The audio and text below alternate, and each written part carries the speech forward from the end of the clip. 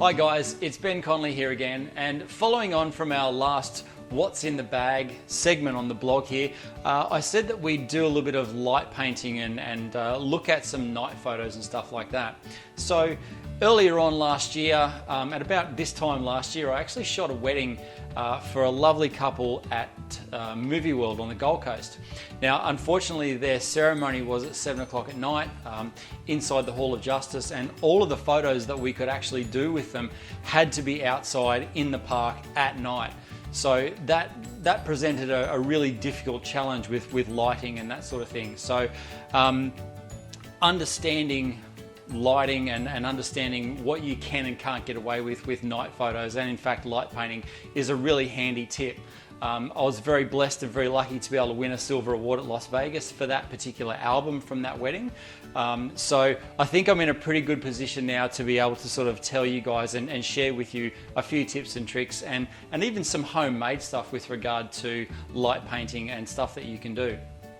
So the first thing I guess that I'd like to explain to you is there's two kinds of light painting or / night photos. So we've got one set of light photos, or one set of night photos, sorry, where we can use a flash and we can backlight a couple, or we can use the flash and use a normal shutter speed.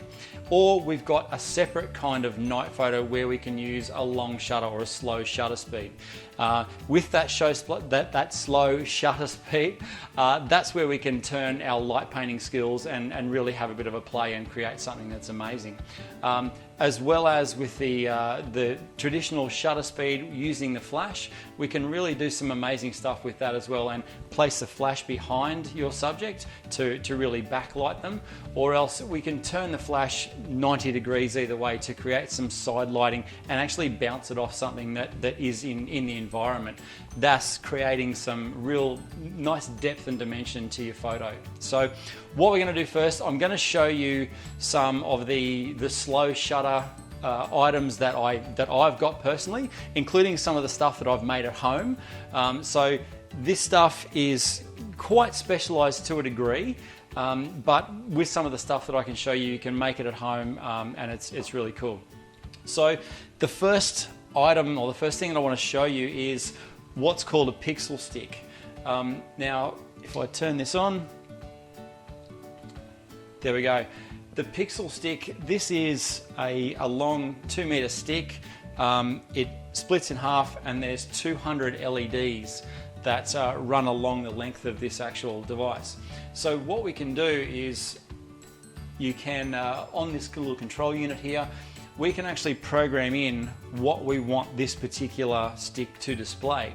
So essentially, you can go online, you can grab a photo that you like online, convert it into a bitmap image with the right pixel dimensions for this particular item, plug it in here on the SD card slot, and this actual stick will play that image. So what you have to do is turn it lengthways. There's another little stick in beside a holder here that I'm not using at the moment, but if you play the program, which we'll do right now, so it should be firing right now. So it's a little bit difficult to see, so put it on the black for you. So right now that is playing a particular picture. So you can't really see it very well now, but if I was to have my shutter on a very slow shutter opening and have this stick as such, and then walk my way at a normal walking pace across the frame, then this particular item will draw a picture for you. So it's an amazing toy, and we'll roll a couple of photos from images that I've taken with this pixel stick.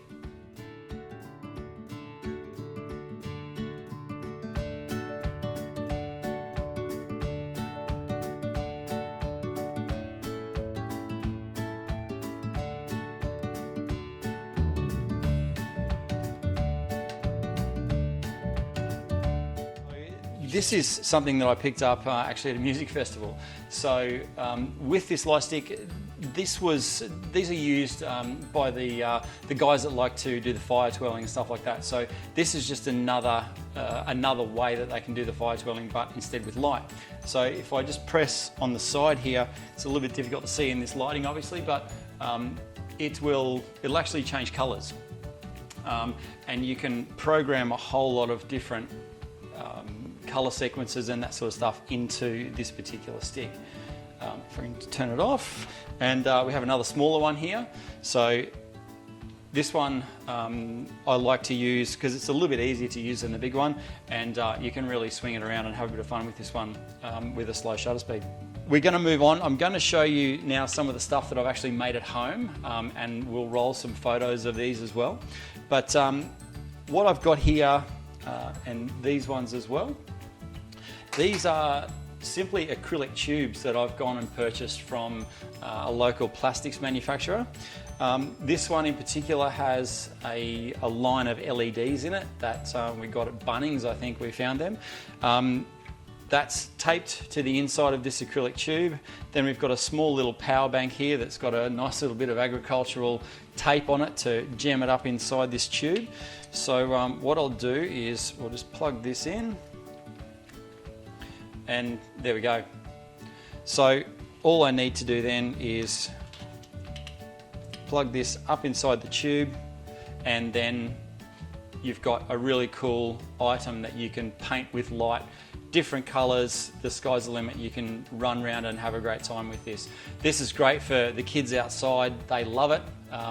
So yeah, just a really fun thing and a really different effect. So we'll turn that one off. Next up, these acrylic tubes. Now these tubes are clear acrylic, and I've just gone down to a local sign writer and purchased a little bit of translucent blue film. This one has a bit of translucent film of a lot of different colors on it. So what I'll do is I'll show you this one first. So again, Bunnings, and we've got a little Energizer high intensity LED torch, and again a little bit of agricultural tape and some foam around it so we can jam it up inside this tube. And what we do is we just turn this light on,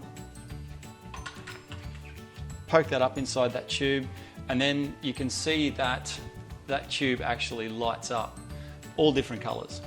So we can essentially have the kids out in the driveway, like I've done on a few different occasions, set the camera up on a tripod and hit the go button, and then we've just jumped behind them and waved this around.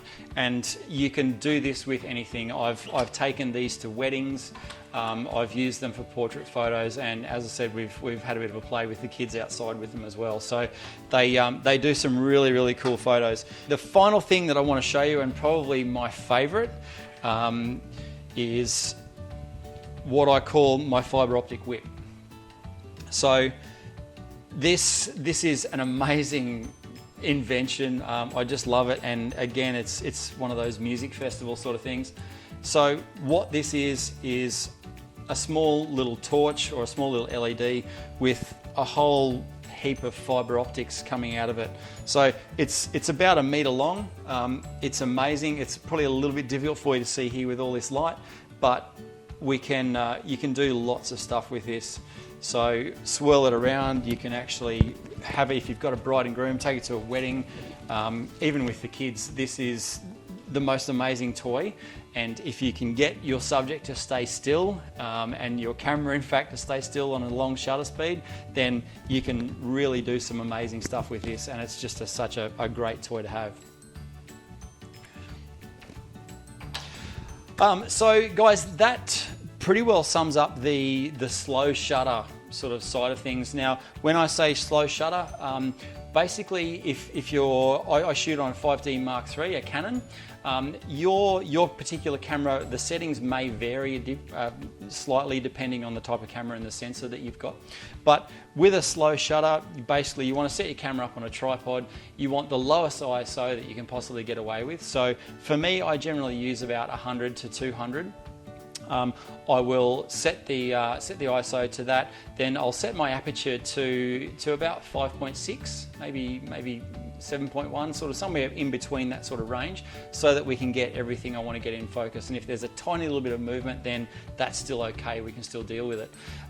Then with the shutter speed, I'll normally dial my shutter speed in to achieve the correct exposure. So for most of my light painting stuff, my shutter speed's sort of down around 5 seconds, maybe a little bit more. So Again, they're just a bit of a guide for you. Your particular camera may be a little bit different, but just remember the main rules with a slow shutter speed. You need a tripod, and if you have a remote trigger for your actual camera for the shutter, then that's even better as well. I do have one, I forgot to bring it out here with me, but if you have one of those, they're amazing as well, because that will eliminate any shake that you might get through pressing the button. So these are some great tools, some of them expensive, some of them very cheap. So by all means, guys, go down to your local Bunnings, go to your local plastics manufacturer, get some of this stuff and just have a play, and you'll be so amazed at some of the results you can achieve.